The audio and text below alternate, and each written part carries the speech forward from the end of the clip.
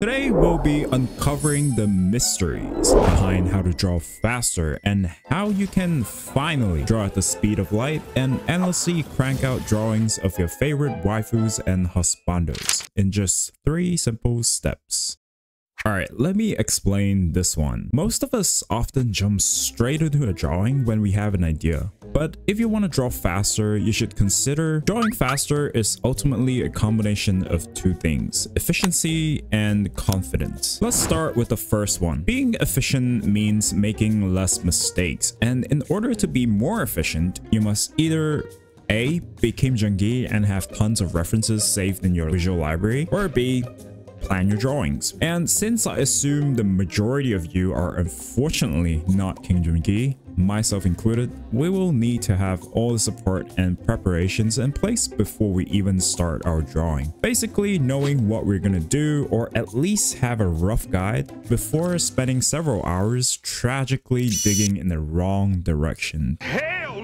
Which is one of the biggest time wasters in drawing, but you probably know the importance of using references by now, so I won't go too deep into it. The most cost-effective way to plan a drawing well would be doing thumbnails, and specifically colored thumbnails. Now, depending on your level, you can skip the lines or the grayscale and go straight to a colored thumbnail. These thumbnails set as a rough guide to what your final piece is going to look like. They're basically like a low-resolution version of your final piece. At this stage, it is very easy to make big changes without having to invest too much time. You want to keep the canvas zoomed out like this in order to restrain yourself from adding details. Focus more on the composition, big shapes, overall atmosphere, and lighting of your piece. If you're drawing largely from a single reference, you should slow down before even drawing the first line and take your time to observe the image. The late Kim Jong-gi said this in his interview with Proko. Able to draw any angle you imagine because you're floating the image in your head, visualizing as you draw along. He talks a lot about seeing things in your head before you start and while you're drawing. Visualization is another key pillar in drawing like Kim Jong-gi. Yes, even when you have the reference in front of you, you should stop and visualize the image in your head first. This will make your strokes more accurate and thus saving more time from having to correct your mistakes later. By allocating more time in the beginning to do preparations and visualizations, it will not only increase the quality of your drawings, but it will also help you make less mistakes and therefore naturally increasing your speed. Here's a quick demo of what I meant. Instead of doing multiple guessing strokes like this, you want to slow down and visualize the single accurate stroke before drawing it. One trick I've seen a lot of artists use, especially traditional artists, is air drawing. I made that up, but it looks like you're waving your stylus or pen through the path of the stroke above the canvas before committing to the stroke. This might be obvious to some of you, but when it comes to finishing a drawing quickly, you'd have to be prepared to make some sacrifices. Now, not only do you have to sacrifice on the details and rendering in your pieces, you would also have to sacrifice experimentation and exploration, which ties into the second element of how to draw faster: confidence. Take Sam Does Art, for example, who finishes his paintings relatively quickly, with some taking him less than 2 hours to complete. The overwhelming majority of his paintings falls under the same category. He focuses largely on character pieces, and with pretty much the same facial proportions, a few color palettes, and composition. Basically, Sam stays in his comfort zone, at least for the vast majority of his posts online. Not only this, Sam also religiously uses references to support him whenever he does try something new, like a difficult pose or a new lighting setup. Some would say this is bad advice, but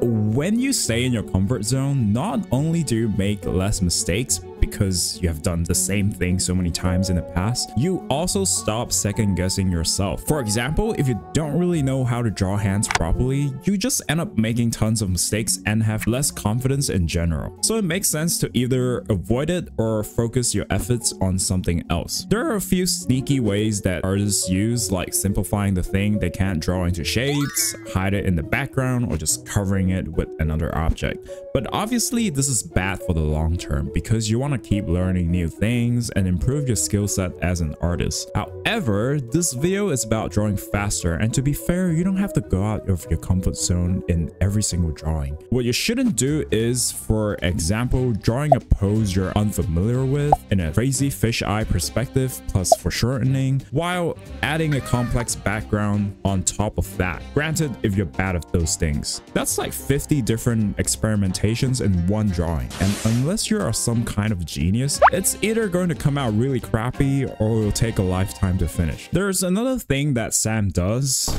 is that he avoids putting too much rendering in irrelevant areas of his pieces, sacrificing the details, and only focuses his efforts on the focal point, which is the face in his case. You can tell most of the background and the body parts other than the face are often not as rendered as the face, keeping our attention on the right areas, but also lessens his workload. Stuff like the hair and the clothing in his pieces are often just big flat shapes that frames the character. When he does do backgrounds, he'll often blur it out to create a depth of field effect, which is also a sneaky way to avoid spending more time on rendering. This is also known as the 80-20 rule, or the Pareto's principle, which basically states that 80% of the results comes from 20% of the input. It teaches us to focus on things that actually matter in a piece and cut down any extra time and effort we allocate to areas that doesn't give as much return. Before we continue, if you watched all the way to this point, thank you so much. Everything I use to draw and make these videos are down in the description, so go check them out. Let's get back to the final tip. This next tip will be an extension from the last one, where you will apply the same philosophy but to your workflow instead. As a beginner, when you go online and look at videos of how other artists work, just like me, you might get very confused because you get totally different workflows between individual artists. I definitely fell into the same trap of trying to copy whatever my favorite artists at the time were doing without really considering if it was actually beneficial to my personal workflow. Now again, there's nothing wrong with doing that. You should expand your skill set by trying out different things, and that includes techniques and workflows you see from other artists. But when it comes to drawing faster, I prefer to keep these sessions separate. There's a time for experimenting and learning, and there's time for performing. If you're excited about a new technique you saw in a video, you should try it out. But don't mindlessly fall into the shiny object syndrome. Cause I got Most often than not, these hacks or tools you see online won't really help you all that much. Well, at least not immediately. They require some practice on your part to become useful eventually anyway. So don't jump from technique to technique just because they don't work immediately. At the end of the day, good fundamentals still carries most of your art. I would recommend to try to troubleshoot your workflow once in a while to see what you can add, replace, or remove. I would also work out a checklist of the steps I usually take to complete a drawing. Having a recording of your canvas while you're working is pretty helpful in this case. And here I can review the video and find little things I personally do that are not really contributing much to the final result, and try to be conscious of it the next time I sit down and paint. For example, I'll have way too many junk brushes in my inventory that I try out every single painting to see if they fit, but I never use them in the final anyway. I always just use the same few brushes every single time, and I just find this habit to be such a waste of time. Are you guys the same? I don't know. But yeah, as you continue to grow as an artist, you may find that you can start skipping certain steps, discovering bad habits, or stop relying on certain tools to get the results you want, and finally ascend to become a human printer. I would try to keep my workflow consistent and make small incremental changes over time to improve my workflow. It's the same as the previous tip, where you want to have a stable workflow that gives you decent results so that you don't have to keep second guessing yourself every step. So yeah, in short, try to allocate more time in planning and research, Work on removing the fluff in your drawings and workflow, and be mindful of any bad habits you might have that slows you down when you're drawing. Also, you tend to draw faster if you stay in your comfort zone. That is having a consistent workflow and drawing something that you're familiar with. If you found this video helpful, then I'm sure you'll like this one too. Click it. Bye.